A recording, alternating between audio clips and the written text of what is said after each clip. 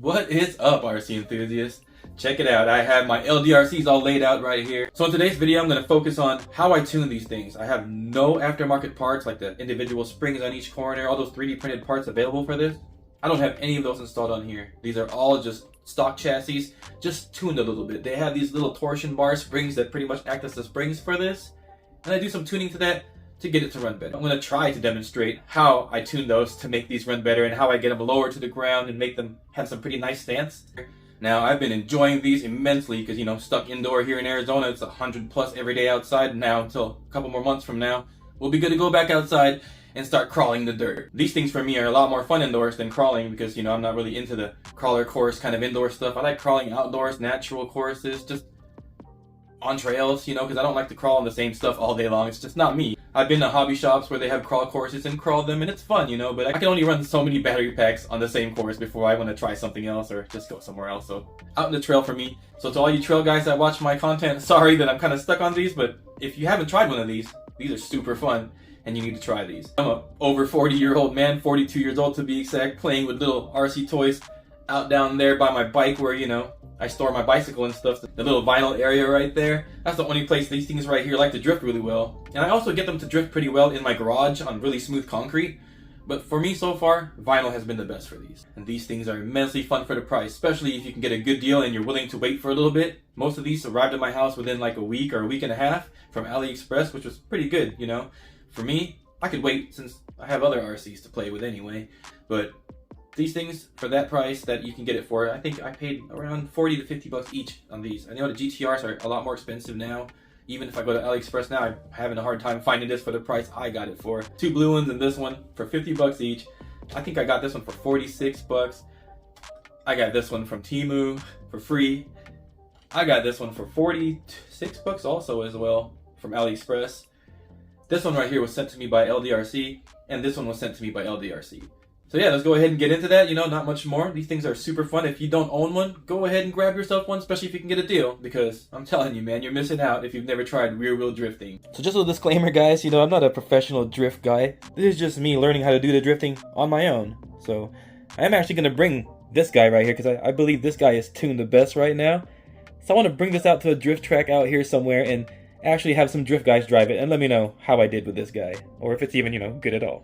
So as of making this video, my favorite performer is this guy, and it has the brushless upgrade in it that I did put in this one in the other video. So this one is back to stock right now.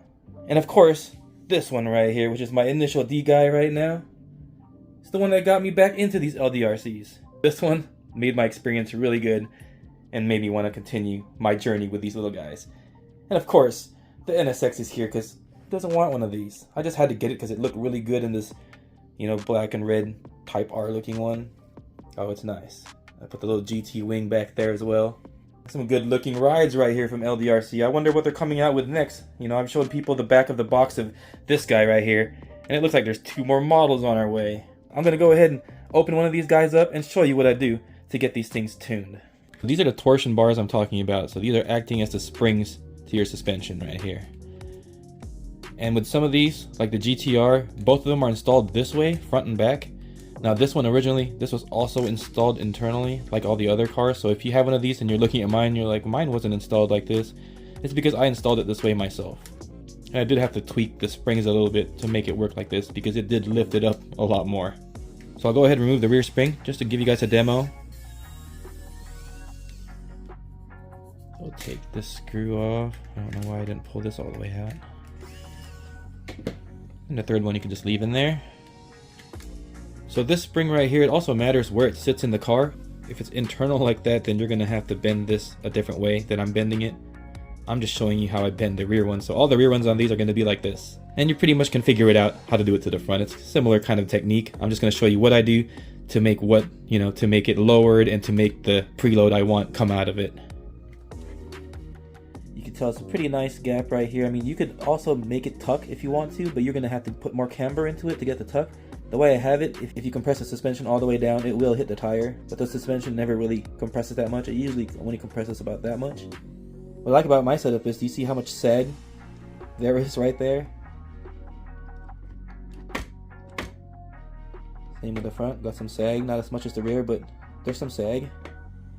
Now why I like to have sag on there is because when you're drifting on uneven surfaces, it's not going to throw your drift car off, you know, off its line and stuff. See, if you don't have that sag, and you're just running the stock style, like this guy, with those little lowering, I don't know what these are called, but you know, these little lowering things that they installed on here, those things turn this thing, you know, into a very stiff ride and no down travel whatsoever. I noticed mine, you're going to see some down travel still because I lowered my vehicle even more than when it came out, but it normally came like this. And if I pick it up, as you can tell, it just come off. There's no sag or down travel. But with mine, just a little bit now. And I still am going to take those off. I'm just leaving them on because I want to show it to you guys how it looks like right here. But these are coming off. They are not needed anymore once you do the stuff I do. You can tell my GTR right here doesn't run them either. And I've got nice suspension action and sag. So, you know, for that uneven terrain running, your car has some side-to-side action and it can actually absorb that uneven terrain instead of lifting a tire and throwing you off your line. And once you get the ride height down the way you want it, now you also have to worry about the stiffness of the rear and the front. And I'm talking about from side to side. So if you hold it with your hands like so, and you push up on them, and you notice it's easier to push up on this side than it is on this side. This is a stiffer, it feels stiffer here than here. Then on this spring, you're gonna have to twist it in that direction that's stiffer. So let's just say this spring sits in this car like this, and let's say this side feels stiffer to you than this side. And another way to tell that this is stiffer than this side is when you turn left and start drifting. Let's say you turn left and hit the throttle right away. If it whips around right away and you turn right and you hit the throttle and it doesn't want to whip around that way right away, that's how you can tell you have one softer than the other. So if you don't have even stiffness on these shocks, you're going to have better drifting one direction than the other. But the way you do it with this one, I don't have anything smaller unfortunately guys, but I just grab this section right here with a vice grip and I hold it down and I push this down or up depending on if I need more. So I'll push it up if I need it to be softer and push it down if I need it to be harder than it already is. And that's how you adjust the preload on each side and how stiff the shock is on each side. Hopefully you guys are understanding that. I'm holding it from here, so I'm not letting this section rotate. This section right here with the bend, I'm bending it just from this point right here. Because if you bend it like this, if you just twist the whole spring, you're going to actually change the spring rate on both sides. So that's how I get that to have more even, you know, load on each other, spring rate on each side. And if you're looking at my GTR right here with a really cool stance, really nice looking stance going on, how I get it to lower like that without ruining the preload obviously is I actually bend these right here. So right at this spot right here is where I bend them, and that's how I get it to sit lower and evenly on each side. And for the GTR, it's pretty simple. You guys can tell right here. If you want to get the whole, you know, all the four corners, you want to lower the rear, the two rear, or lower the two front, it's this middle screw right here. You just loosen those screws a little bit. As you can tell, they're not screwed all the way down on mine. I'm not sure if you guys can tell actually, but they're not screwed all the way down on mine. And that will give you the drop. Now if you screw those all the way back in, it's going to lift this whole chassis up a little bit more. So just adjust that to however low you want it and how high you want it, and you're good. And like I said, if you want to get that tuck look, you're definitely going to have to, you know, mess with those springs more and your camber as well. Now we're going to deal with camber and toe and caster and stuff like that. Caster, I'm not really going to deal with that much. Since the tolerances to this toy grade kind of stuff is not that great, you know, you are going to have to kind of bend stuff to make it work. And sometimes when you have the front wheel, this one will clear, you know, you can see it clearing in all directions. You're like, oh, that clears the wheel well, no problem on this side. But on this side, it touches the front of the wheel well just a little bit when you turn in. And what I do to that is I just bend this right here. Literally this upper arm. I just bend it back a little bit, and that'll give it some caster as well. And it'll get it to sit where this one's sitting. And surprisingly, that's always worked for me and made them drive pretty well. I've never made them drive worse by doing that. So I don't know if that's just by luck. Like I said, guys, I'm not professional. So take all my advice with a grain of salt. I'm just an RC guy by heart. I love RCs, and I like tinkering and learning stuff on my own. And so far, if you guys watch any of my videos, I've gotten that RX-7 right there and that GTR to drift really, really sweet. So how you adjust the camber are these right here. These are adjustable. You just pull this ball off right here and then twist this a couple of times left or right, you know, twist it counterclockwise to make it more positive camber, or clockwise to get it to camber negatively or inwards. And then we have this adjustment right here. It's for your toe. It's for your rear toe. And same thing, it's a ball style. You just pull this off or unscrew this. You spin these clockwise, you're gonna toe out these things, the rear wheels. If you spin these counterclockwise, you're gonna add some toe in on the rear. A little bit of toe in is good in the rear. So you want close to no camber, little bit of negative camber, which is the wheel going this way, not the way this one's going right here, which is facing outwards. You want a little bit of toe, which is the wheels in the front closer together than the rear. So you want your wheels, like, see how they're like this? You want them to be like that a little bit, just a tiny bit. Mine are just a tiny bit. They're pretty almost no toe at all. And in the front, you want a little bit of toe out. So you want the wheels to kind of do that. And these look pretty decent toe in my opinion. I think maybe a little less would be better. And the camber in the front, you can tell I have negative camber in the front on both sides. This top link right here is going to adjust your camber. These steering links right here in the back are what's going to adjust your toe angles.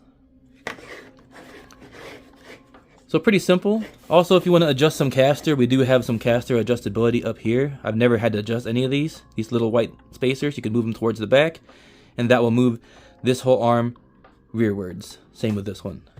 So there's adjustment there, and there's adjustment in the rear as well for the same thing. As you can tell right here, this is my beast right here. This is the one that's the brushless, running super sweet right now. Underneath, you can see I did cut out that area, and the ESC lives down there now. When the ESC was up here, it was running in the 125, 135 after, you know, that's degrees Fahrenheit in the US here. It's been running that temperature after maybe about 30 minutes of driving, and I haven't driven it longer with that setup. And now that I switched to it being down here with the vents like that, you know, because you got to think about it, when you're drifting around, you're doing this. And if you've ever done that with your hand, go ahead and do that close to the ground and feel how much of that air is going up onto your palm. I figured, you know, that had to do something for it. So I put it down there, and after one whole hour of driving this thing, which with this 1000 milliamp hour battery that's in here, you can kind of see it right there. It runs for about 45 minutes to an hour, depending on, you know, how crazy you are with the throttle. But with that down there, it's been running at 105 degrees consistently.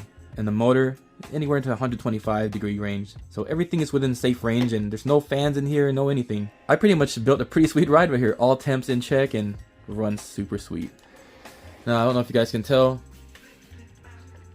You know, it's all eyeball stuff. I don't have any measuring tools. I don't have any tiny little camber gauges. When I used to race, I had all those gauges, but I sold everything when I got out of the truggy racing and the short course racing. Just so you guys can tell, maybe if you're looking straight onto your GTRs as well, you can just kind of eyeball that a little bit, make it look kind of like that. You know, it's just the wheels popping out that much. You can tell it cambers in pretty well to be flush with the fenders up top. Cambers down right here, and you can see the toe. I'm also showing you the toe right here. How much tire you can see on each side. Maybe if you can get your setup like that, just looking like that, you might get to my setup pretty much. And how low the... So you can tell I have a lot of down travel. I mean, it makes it ride so much better, like it has actual shocks. You know, I'm not saying torsion bars aren't actual shocks. My friend's Mitsubishi Pajero or whatever, Mitsubishi Montero, has those kind of shocks in it. And here's the rear. A lot of people don't like to run a lot of camber back there. But if you're running these new style tires, they're very rounded tires. So it doesn't matter really what, you know, camber you put it on. You get the same contact patch. So I really don't see how the camber can really affect this one. Any professional drifters, let me know in the comments below. But obviously, your toe will affect this one a lot. And mine is just towed in very, very slightly. So that's the setup on this. And to me, this one is my best drifter out of all of them so far. I mean, I want to make a better video of this drifting, but I need to try to make a better course to show you guys the control I actually have with this guy. It's insane. So yeah, this one is my most fun one right now because this is the one I'm building up like crazy. That RX-7 one though, man, that's pretty sweet drifter too as well. Even out the box with the stock electronics, you know, it's really twitchy and stuff, but you can still hang some drifts. But if you put the DAS Micro or any better, you know, gyro in here, man, just that with the stock electronics, that thing is fun already. And of course their newer 1804 right here, which is the same electronics as this out the box. That thing is fun out the box right there. But yeah guys, I really didn't want to make this video too long, you know, because I'm not professional at tuning or anything. I'm just trying to give you guys my opinion and showing you guys what I have done to get these things to, you know, perform the way I want them to. And it's just, you have to set them all up, you know. When they get them from the factory, the people that assemble these don't take too much care into them. They just assemble these fast, get them out there, and it's up to you to get them, you know, tuned to drive well. My LDRC crew right here, and you know, most of them are running pretty good. Those three in the middle, the most. This one needs tuning. That one right there is finicky and needs some tuning as well. And obviously my little white Initial D shelf queen back there. And also my other shelf queen out here. I'm not sure if you guys noticed that one. The other LDRC GTR sitting up here with the gold wheels turned into a shelf queen right there. The paint is just so nice, I don't even want to scratch it. So I turned into silver one right here into my daily basher. Alright guys, thanks for watching as usual. If you have any more questions, hit me up in the comments below. I would like to try to, you know, answer as many questions as I can. Like I said, I'm not professional at this, but I have been driving all these and I've been progressing a little bit in my drifting, I guess. If you guys have watched any of my drifting stuff, I haven't really posted much drifting videos, but there's a little bit of drifting in the end of most of my videos, except for this one, so sorry about that. I just want to inform in this video just a little bit instead of just drifting around. And maybe in the next video I'll drift and tune at the same time, see if I can do that in a video, so I can kind of bring you along with me in my tuning process. Well, alright guys, thanks for watching as usual, and as always, stay safe out there, go have fun, and run that RC.